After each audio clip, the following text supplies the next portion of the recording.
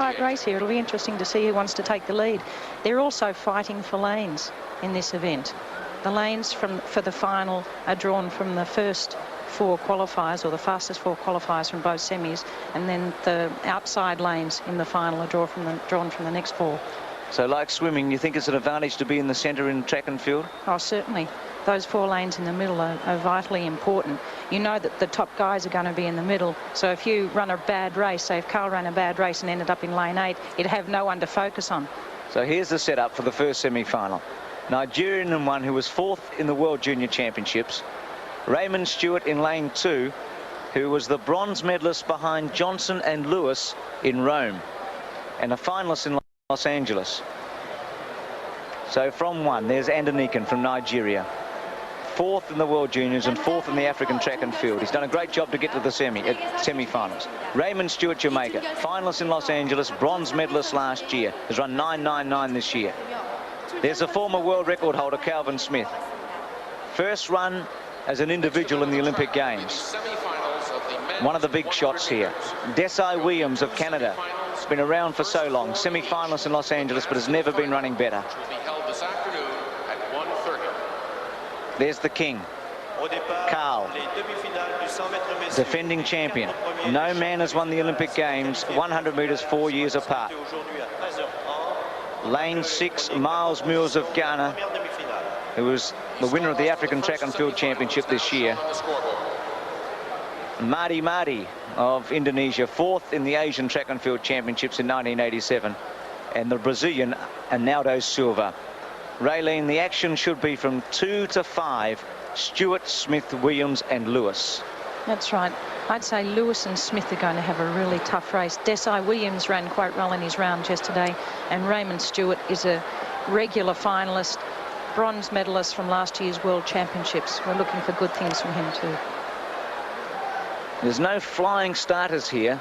Lewis shouldn't be giving anybody too big a start, so he should be able to stay relaxed. No, Lewis and Smith both tend to wind up towards the end of the race. In fact, decelerate slower, as they've been saying on television.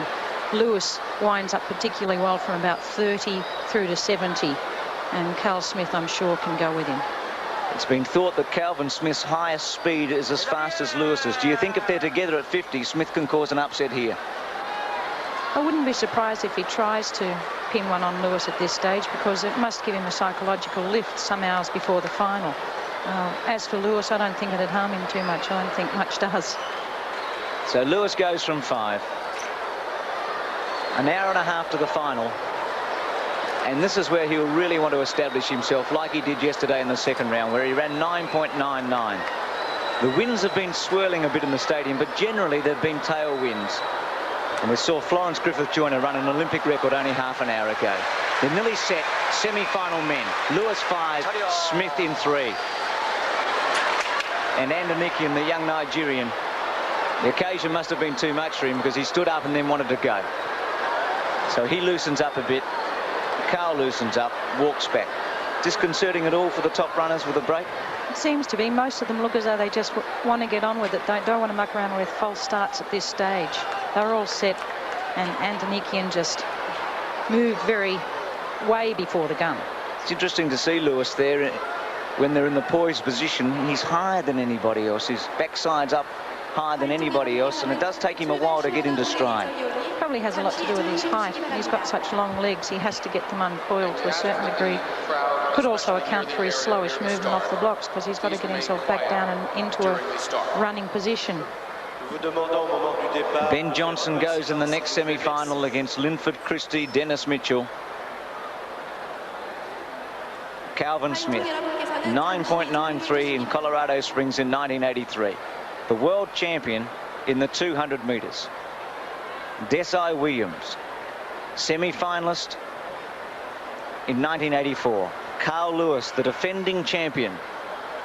And in the history of the Olympic Games, no one has been able to come back 4 years later and do it again. Lewis was second last year at the World Championships.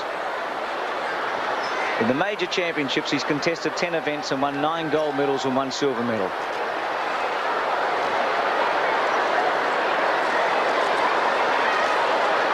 Thinks for a moment. knows what he has to do. Now settles with the rest of the field. Smith head upright. Set. Away. Lewis slowest out. Williams beat him out easily. Stewart away well. Smith's got some work to do. Here comes Carl now. He gathers them in. Lewis goes through. Smith goes through. And so does Stewart and Williams. And Lewis took forever to wind up. But when he did, it was really special. He's run 9.97. Faster than he ran in the final 4 years ago. Unbelievable run. Desai Williams ran a great race to about 70 metres. Unbelievable the speed he got off the mark. Certainly must have given Carl a fright, and will probably pick him up and get him ready for the final. Carl Smith's run a great race to come through in second place. Smith took forever to wind up, but Williams got the fly, and Lewis took a while to get him. Desai Williams has got a beautiful acceleration through to 40 metres. Can see Carl Lewis is working very, very hard to get him. He doesn't want to lose this race. He wants to go through unbeaten. Carl Smith at this stage is working very hard, head back, and he's pulled through for second place. But Carl Lewis in beautiful form, running with perfect poise. And Raymond Stewart's third, and there's a thought that he may have injured himself. And fourth, Desai Williams. This is the fastest anyone has run at the Olympic Games at sea level. Only Jim Hines in 1968, with the rarefied atmosphere of Mexico City, was able to run faster than this. And he's actually relaxed for the last 5 metres. He hasn't run right through, so he can run faster. He's certainly looking as though he's going to take that gold medal for a second time.